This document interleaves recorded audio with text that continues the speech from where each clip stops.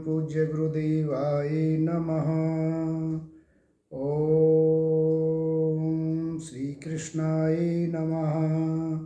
ओम जय श्री सीताराम। जय जय सभी देवों शक्ति और ब्रह्म परम ज्योति।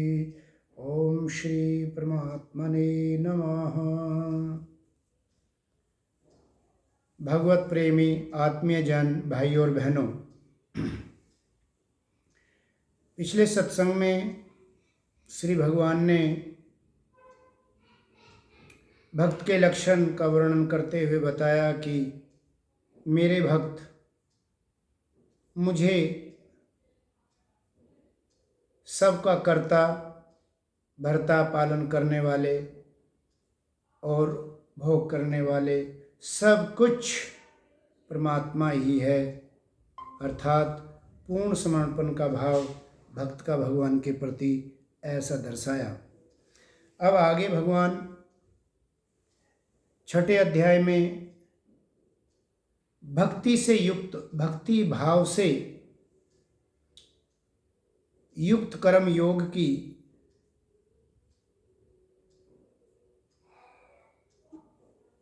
वृत्ति को बढ़ाने, प्रेरणा देने के लिए अर्जुन को कहते हैं, जिसमें ध्यान योग और भक्ति योग दोनों का भगवान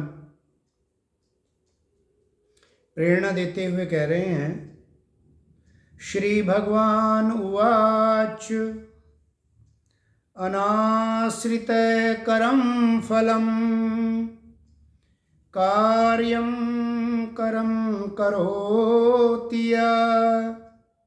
से सन्यासी च योगी च न निरग्न च आक्रिय। श्री भगवान कह रहे हैं, अनाश्रित कर्म फलम, जो पुरुष कर्म फल पर के प्रति अनासक्त रहता है, कर्म फल को आधार मान के कर्तव्यों का पालन नहीं करता, अर्थात कर्म फल के प्रति उसकी आसक्ति नहीं होती और जो उसके अपने कर्तव्य हैं उन सब करने योग्य कर्तव्यों का पालन करता है, वास्तव में वह सन्यासी है, वही योगी है। वो जो केवल अग्नि का त्याग कर दें, केवल वही सन्यासी नहीं है। च अक्रिय, और जो कर्मों का त्याग करके करते हैं, केवल कर्मों का त्याग करते हैं और उनकी स्थिति परमात्मा में नहीं है, तो वो योगी नहीं है। अर्थात अपने कर्तव्य कर्मों को करते हुए और कर्म फल के प्रति आसक्ति का भाव उन्हें सन्यासी या कर्म योगी बनाता है। भगवान यहाँ सन्यास और कर्म योग दोनों की एक रूपता का भी वर्णन करते हुए इशारा कर रहे हैं। एक ही व्यक्ति सन्यासी और कर्म योगी, क्योंकि वास्तव में आगे चल के भाव में अंतर होने से, क्रिया में अंतर होने से सन्यासी और कर्म योगी दो दिखाई देने पर उनके प्रतिफल के रूप में वो एक ही हैं, क्योंकि दोनों का लक्ष्य ही परमात्मा प्राप्ति है। अब आगे भगवान समझाते हुए कहते हैं, यम संन्यासम इति प्राहु योगम तम विद्धि पांडव न हि संन्यस्त संकल्पो योगी भवति कश्चन। संन्यास और योग दोनों भिन्न भिन्न स्थिति तो जरूर है, लेकिन साधक दोनों से संपन्न कैसे हो सकता है। अतः भगवान इस शंका का निवारण करते हुए इस श्लोक में बता रहे हैं कि हे अर्जुन, जिनको संन्यास ऐसा कहते हैं उसी को तू योग जान, अर्थात जिसे संन्यास कह रहे हैं उसे ही तुम योग समझो, क्योंकि संकल्पों का त्याग न करने वाला कोई भी पुरुष योगी नहीं हो सकता। जब अंतःकरण में संकल्प और विकल्प, ममता और राग द्वेष और सांसारिक पदार्थों का यदि चिंतन चलता रहता है और उनके चिंतन मनन को ही संकल्प कहा गया है, तो यहाँ भगवान कह रहे हैं कि जो इन संकल्पों का त्याग नहीं करता ही संन्यस्त संकल्पो योगी भवति कश्चन है, वो कभी भी योगी नहीं हो सकता। क्योंकि संकल्प का अर्थ है कि जो राग द्वेष काम क्रोध लोभ मोह और संसार से संलग्नता का जो चिंतन अंतःकरण में लगातार चलता है, यही चिंतन को जब बुद्धि निर्णयात्मक रूप से स्वीकार कर लेती है तो यही संकल्प है। अर्थात संसार से संबंधित चिंतन को ही संकल्प कहा है। तो यहाँ पर भगवान इस प्रकार के संकल्प के त्याग की बात करते हैं, और इसके त्याग तभी संभव है जब हम इंद्रियों और उनके विषय का परित्याग करने का अभ्यास करते हुए अपने मन को वश में रखें।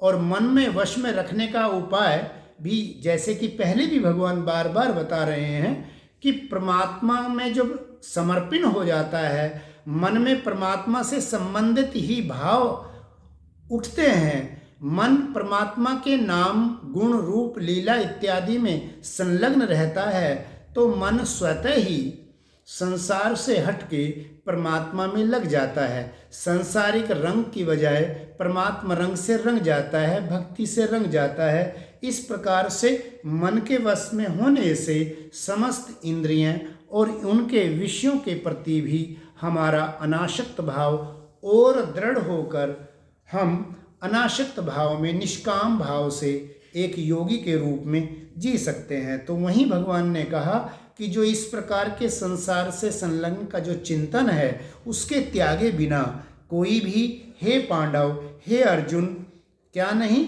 वो योगी नहीं हो सकता। क्योंकि जिसको आप योग या संन्यास कहते हैं वह संन्यास ही योग है। अर्थात संन्यास से तात्पर्य इन सब का परित्याग है। सांसारिक भावों में जो राग द्वेष ममता इत्यादि है, जो लगाव है, इस सब का त्याग करके परमात्मा में स्थिति होना और परमात्मा का ही चिंतन मनन होना, यही संन्यास का लक्षण है। तो भगवान कह रहे हैं इस प्रकार के संन्यास को ही तू योग समझ, और योगी होने के लिए क्या आवश्यक है, वो है संकल्पों का त्याग, अर्थात राग द्वेष ममता इत्यादि का जो चिंतन संसार का है उसको त्यागे बिना कोई योगी हो नहीं सकता। अर्थात उसका त्याग करके ही योगी हो सकते हैं। अब भगवान आगे कर्म योग की प्रशंसा करके अब उसका साधन बता रहे हैं कि वो योग के लिए जो लोग योगी होना चाहते हैं, जो भक्त परमात्मा से जुड़ना चाहते हैं, जो परमात्मा को साक्षात करना चाहते हैं, जो परमात्मा पथ पर अग्रसर होना चाहते हैं, जिनकी ऐसी इच्छा है, उनके क्या साधन है, वो किस प्रकार से होंगे, भगवान पुनः तीसरे श्लोक में स्पष्ट करते हुए कहते हैं, आरुरक्षोर्मुने योगम करम कारणम उच्यते योगारूढ़स्य तस्यैव शमः कारणम उच्यते। भगवान कह रहे हैं कि योग में आरूढ़ होने की जिनकी इच्छा है, ऐसे व्यक्ति जो मननशील हैं, जो परमात्मा का आत्मा में मन में बुद्धि में चिंतन जिनका चलता रहता है, ऐसे मननशील पुरुष जो परमात्मा से जुड़ना चाहते हैं, अर्थात योगी होना चाहते हैं, योग पथ पर जिनकी चलने की इच्छा दृढ़ है, ऐसे पुरुष के लिए योग की प्राप्ति में निष्काम भाव का होना अर्थात निष्काम भाव से कर्म करना ही कारण है। अर्थात योगारूढ़ होने के लिए जो आधार है वो भगवान कह रहे हैं वो है निष्काम भाव से कर्म करना। जो निष्काम भाव से कर्म करता है, जिसमें निजी स्वार्थ नहीं, केवल लौकिक हित का या परमार्थ का भाव है, जिसका परमार्थ का भाव सर्वोपरि है, ऐसा व्यक्ति और जो ईश्वर के भाव में, ईश्वर के गुण लीला में जिसका चिंतन चलता रहता है, ऐसा मननशील पुरुष जिसकी दृढ़ इच्छा है योग में आने की, उसे क्या करना होगा? उसके लिए साधन है निष्काम भाव से कर्म करना। तो अपने कर्तव्यों का पालन केवल ईश्वर के निमित्त होके जो करता है, इसलिए भगवान ने कहा आरुरुक्षोर मनोयोगी। ऐसे मननशील पुरुष जो योग में आने की इच्छा रखता है, उसका जो कारण है अर्थात उसको जो पूर्ण करने वाला जो साधन है वो है कारणम कर्म उच्यते। कैसा कर्म? निष्काम कर्म, निष्काम भाव से, आसक्ति रहित, ममता और राग द्वेष आदि द्वंद्वों से परे होकर जो कर्म करता है। योगारूढ़ तस्य से समय कारणम उच्यते। समय जो सर्व संकल्प, जो पिछले श्लोक में भगवान ने संकल्प के त्याग की बात की, जो इस प्रकार के जिसके अंदर सर्व संकल्पों का अभाव हो गया है, उसको शमन करना। शमन करना अर्थात दबा के उसके वेग को कम कर देना, निष्क्रिय कर देना। अर्थात जो संकल्प है संसार से लगाव का, अंतःकरण में उस चिंतन का पूर्ण रूप से अभाव हो जाए और एक ही चिंतन हो, परमात्म चिंतन।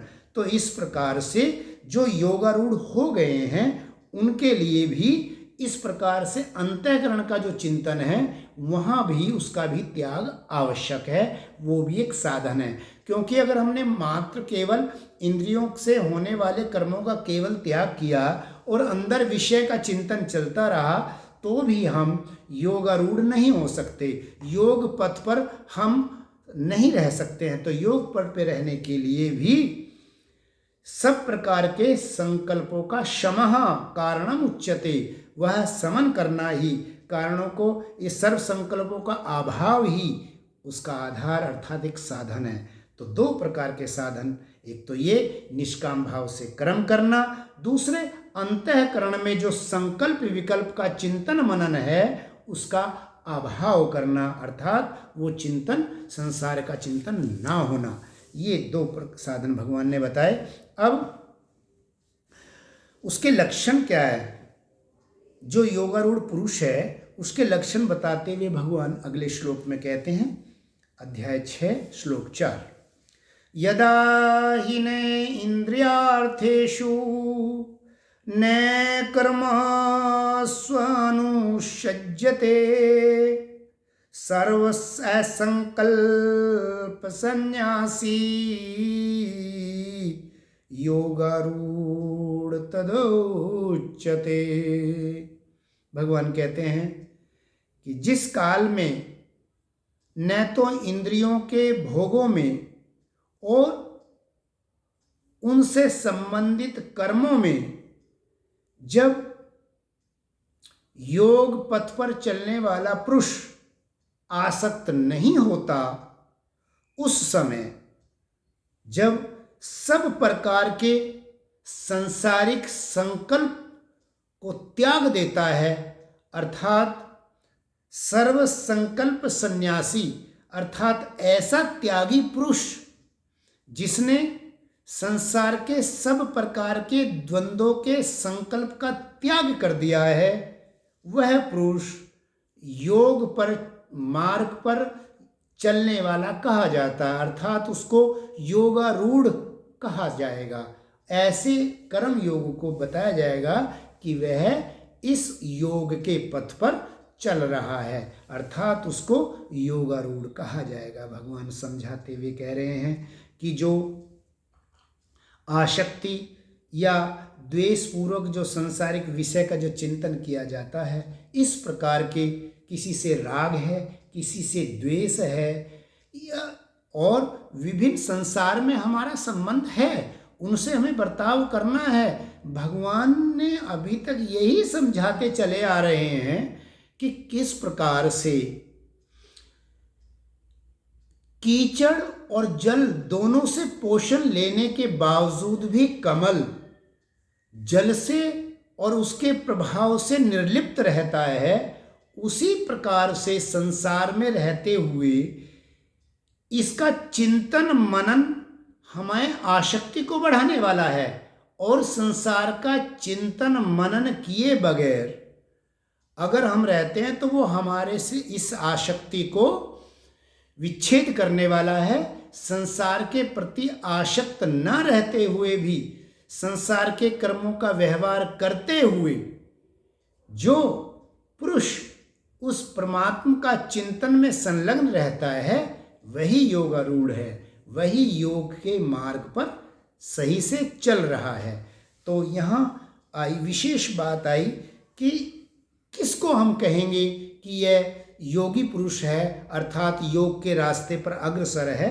तो भगवान ने उसके लिए बताया कि वह इंद्रियों के भोगों के प्रति, उनसे संबंधित कर्मों के प्रति एक तो वो बिल्कुल आसक्त नहीं होता, ये लक्षण उसके अंदर आ जाता है कि वो इनसे अप्रभावित रहता है, दुख में हर्षित नहीं और सुख में अभिमान नहीं, वो बीच वाले रास्ते पे एक संतुलन बना के समावस्था में रहता है। ये भगवान ने उनका लक्षण बताया। और क्या होता है? सब प्रकार के संकल्पों का त्यागी पुरुष, जो कार्यक्रम कर्तव्य उसके समक्ष हैं उनका निर्वाह ईश्वरी का आलम्बन लेकर वो कर देता है। तो ऐसा पुरुष जब ईश्वर आलम्बन लेकर कर्तव्य कर्म करता है तो स्वतः ही वह सांसारिक संकल्प उसमें नहीं आते, और आते भी हैं तो जैसे अनायास ही बहुत सारे विचार आते हैं और पलायन कर जाते हैं। बुद्धि उन पर निर्णय करके वह इंद्रियों को आदेश नहीं होता कि उन कार्यों से संलग्न रहे। इस प्रकार से वह अनासक्त भाव से अपने साधना पथ पर अग्रसर रहता है। अब भगवान योग पथ पर चलने वाले पुरुष का ही वर्णन कर रहे हैं। आगे भगवान कह रहे हैं कि जो इस प्रकार से निर्णय करके योगारूढ़ हो जाता है, उसके लिए भगवान उसको उत्साहित करते हुए उसके कैसे कर्तव्य हैं, कर्म हैं, उनको समझाते हुए अगले श्लोक में भगवान कहते हैं, उद्धारेत आत्मना आत्मानं न आत्मानं अवसादेत आत्मवैहि आत्मनो बंधुरात्मैव आत्मना। भगवान कह रहे हैं कि इस संसार सागर से उद्धार करने का भगवान ने बहुत सारे उपाय बताए, लेकिन इसका जो जिम्मेवार है वो स्वयं ही है। भगवान कह रहे हैं कि संसार समुद्र से जो उद्धार करे कौन है? वो अपना खुद का, स्वयं का, वो अपने हाथ में है। भगवान आदेश कर रहे हैं कि अपने द्वारा अपने को ही इस संसार से आप उद्धार करें, अर्थात आप अपना भला करें। तो अपना भला कौन करेगा? कोई और नहीं। अपना भला हम स्वयं को ही करना है। वही भगवान कह रहे हैं कि अपने द्वारा आप इस संसार समुद्र से अपने को उद्धार करें, पार करें, और अपने को अधोगति में न डालें। न आत्मनम अवसादेत, अपने आप को अधोगति में मत डालो। हम जन्म जन्मांतर लेते हुए हमें ये मौका ही मनुष्य शरीर में है कि हम सतत लगातार उन्नति पथ पर रहें। और वो उन्नति पथ पर कैसे, किसके हाथ में है? हमारे स्वयं हाथ में। यही भगवान बता रहे हैं कि तुम अपने आप को अधोगति में, ऐसे कर्मों में, पाप कर्म में न डाले, और पाप कर्म कराने वाला है मन का आसक्ति से पूर्ण होकर संसार की संलग्नता से। संसार में रहते हुए भी भगवान ने बड़े अच्छे उदाहरण दिए, जैसे कछुए का उदाहरण दिया, किस प्रकार से सिमटते हुए अपनी सुरक्षा रखनी है, और कमल का उदाहरण दिया कि सुगंध और सुंदरता का इस प्रकृति में समावेश करते हुए भी, यहाँ रहते हुए भी उससे निर्लिप्त रहना।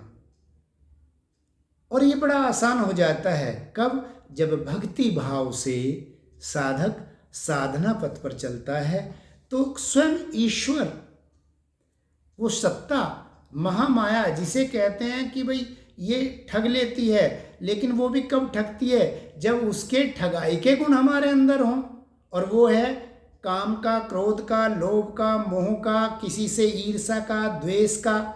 जब ये गुण आएंगे तब माया हमें ठगती है। लेकिन जब हम ईश्वर को समर्पित हो जाते हैं, जब भक्ति भाव आ जाता है, तब ये माया मात्रवत हमारी पालना करके हमें, हमारे को न केवल रास्ता दिखाती है, सहायक होती है। यही तो इसकी महत्ता है संसार में मनुष्य शरीर पाने की। इस साधन को तो देवता भी तरसते हैं, ऐसा शास्त्र कहते हैं, ऐसा भक्त कहते हैं, ऐसे आत्म साक्षाती पुरुषों का कहना है। तो ऐसा संसाधन पाके वही भगवान यहाँ इस श्लोक में कह रहे हैं कि तुम स्वयं ही संसार से अपना उद्धार कर सकते हैं, और कर सकते नहीं, करने का आदेश कर रहे हैं कि उद्धार करें। उद्धरेत आत्मना आत्मानम, स्वयं का स्वयं से उद्धार करें, अपना उद्धार इस संसार से स्वयं करें। और क्या करें? भगवान सावधान करते हुए कह रहे हैं, आत्मानम अवसादियेत, अपने आप को पाप कर्मों में ना डालें। और क्या करें? क्योंकि ये मनुष्य, भगवान कह रहे हैं कि अगर ऐसा करेंगे, एक तरफ जब आप सतपथ पर चलते हैं, ईश्वर पथ पे चलते हैं, योग पथ पे चलते हैं, कर्म होने की दृढ़ इच्छा के साथ आगे बढ़ते हैं, तब आप अपने स्वयं के मित्र हैं। और वरना तो आप स्वयं ही अपने शत्रु हैं। कोई अन्य शत्रु इतना नुकसान नहीं कर सकता आपको जितना हम स्वयं अपने आप को करते हैं। तो भगवान वही सावधान कह रहे हैं कि यह मनुष्य आप ही अपना मित्र और आप ही अपना शत्रु है। आगे भगवान समझा रहे हैं। अब भगवान ने बताया कि ये जो मनुष्य है, ये जो मनुष्य साधन, हमें शरीर साधन मिला है, मन चित्त बुद्धि इत्यादि ये जो सुंदर सुंदर साधन हैं, भगवान कह रहे हैं कि इन सब के साथ जीवात्मा अपना मित्र भी है और शत्रु भी है। अब इसी को स्पष्ट करते हुए भगवान आगे ऐसे भक्त के लक्षणों का वर्णन करते हुए 6ठे श्लोक में भगवान कहते हैं, बंधुआत्मा आत्मन्तस्य येनात्मा एवात्मना जितः अनात्मनः तु शत्रुत्वे वर्तते आत्मा च शत्रुवत्। भगवान समझाते हुए कह रहे हैं कि यह जो जीवात्मा है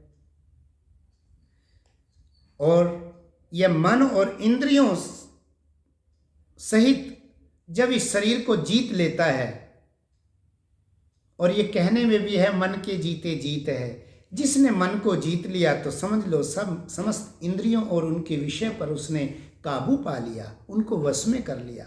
भगवान वही कह रहे हैं कि जिस जीवात्मा द्वारा मन शरीर ये जीता हुआ है, उस जीवात्मा का तो वह आप ही मित्र है। जिसने इस निष्काम भाव, निष्काम कर्म योग को जिसने अपने जीवन में उतार लिया, समझ लो वह स्वयं का मित्र है। अर्थात किसी भी रुकावट में संसार में मित्र जिस प्रकार से सहयोगी होकर हमें उस रुकावट को दूर करने में सहायक होता है अथवा हमारे मुसीबत में काम आता है, ऐसे ही भगवान उस साधन की बात कर रहे हैं कि उस साधन को साध लेने से एक मित्रवत हम आत्मोन्नति की तरफ, ये सारे साधन हमारे मित्र जैसा काम करते हैं। लेकिन कब?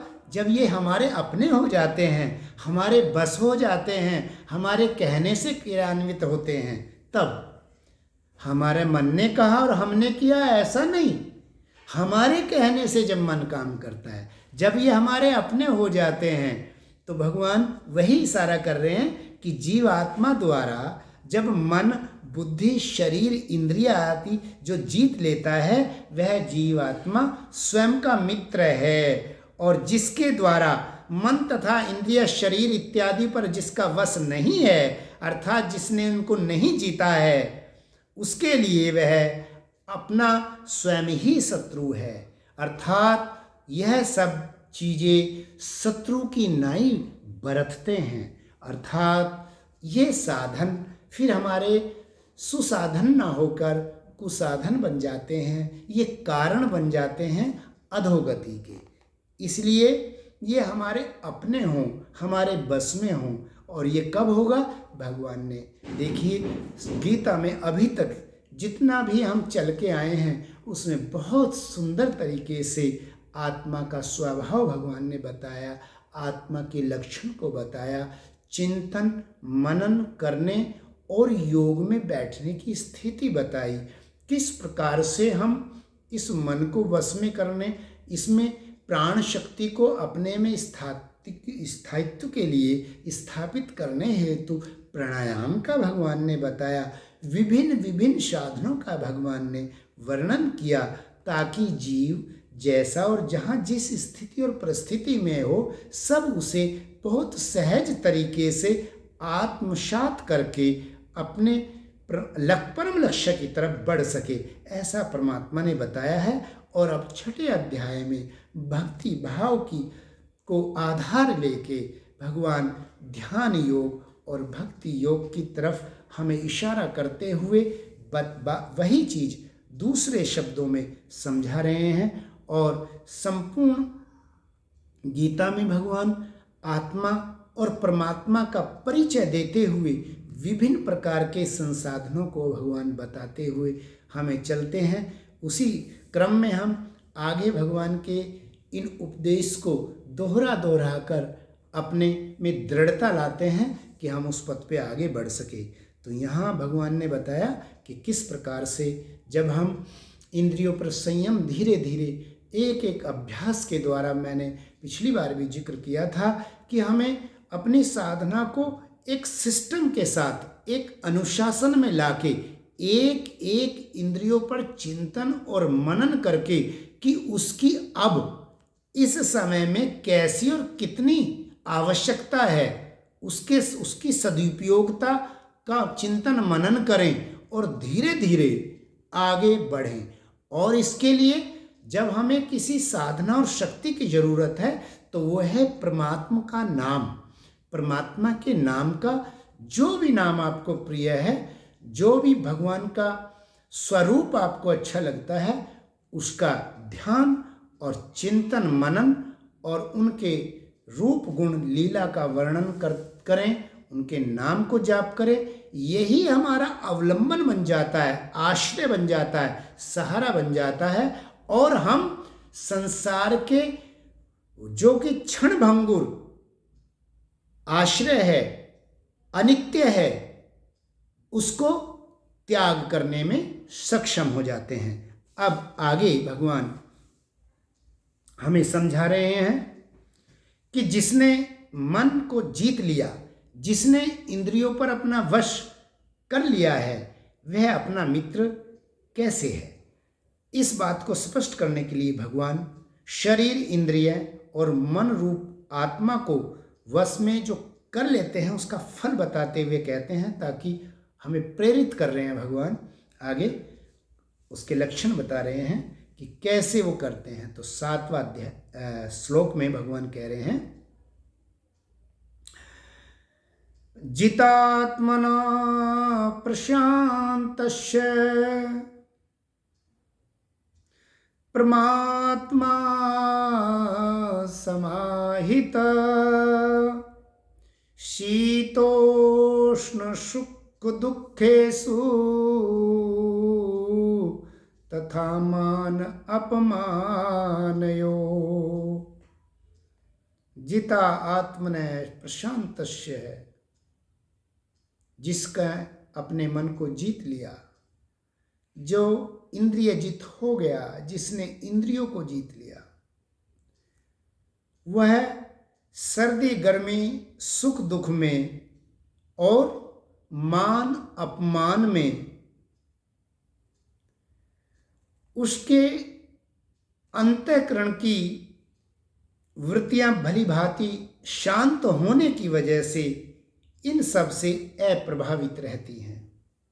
ऐसे स्वाधीन आत्मा वाले पुरुष के ज्ञान में सच्चिदानंद घन परमात्मा सम्यक प्रकार से सब प्रकार से स्थित है। परमात्मा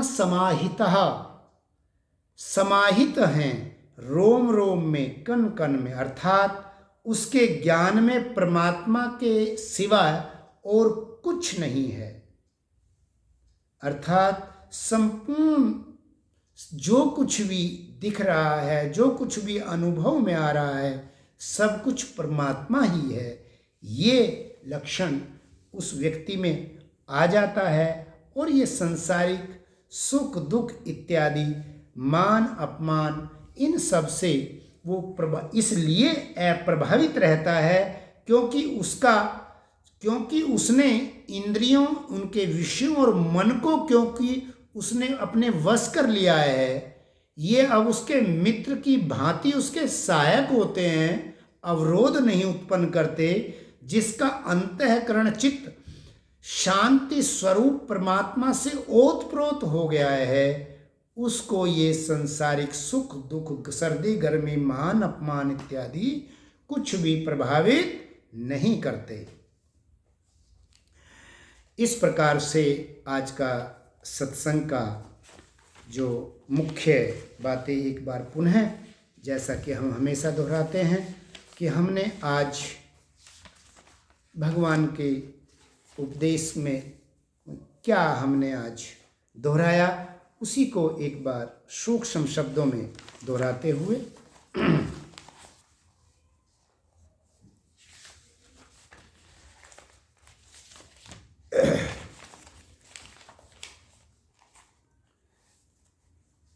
भगवान ने आज हमें समझाया, आदेश किया कि जो अनासक्त भाव से अपने कर्तव्य कर्म करता है, वास्तव में वही सच्चा योगी है। निष्काम भाव योग मार्ग के लिए सहायक है, आवश्यक है। योग मार्ग पर चलने वालों का लक्षण है कि उनका इंद्रियों के विषय में आसक्ति नहीं रहती और अंतःकरण शांत रहता है। मनुष्य अपनी आत्मोन्नति करने का स्वयं जिम्मेवार है। भगवान आदेश देते हैं कि आप स्वयं, क्योंकि मनुष्य योनि में ही ऐसा हो संभव है, संसार की अन्य कोई भी योनि आत्मोन्नति पथ पर आरूढ़ ही नहीं हो सकती, उस पथ पर चल ही नहीं सकती। वो भोग योनियां हैं। एक मनुष्य योनि है जो उत्तरोत्तर उन्नति करने का संसाधन इसके पास है। तो भगवान कह रहे हैं कि आप स्वयं जिम्मेवार हैं अपनी आत्मोन्नति के लिए। अतः उसे अपने मन और इंद्रियों को वश में करने का निरंतर अभ्यास करके परमात्मा प्राप्ति के अपने सर्वोपरि लक्ष्य की ओर आगे बढ़ना चाहिए। आज के सत्संग के लिए धारणा के लिए सार है कि अपने मन और इंद्रियों को संयम करना है। धारणा के लिए विचार एक बार फिर दोहराता हूं कि अपने मन और इंद्रियों को संयम करना है और इसके लिए ईश्वर भक्ति और ईश्वर प्रेम आवश्यक है, क्योंकि ये दोनों इन इंद्रियों और मन को बस में करने के सहज उपलब्ध साधन हैं। आज के लिए इतना ही। ओम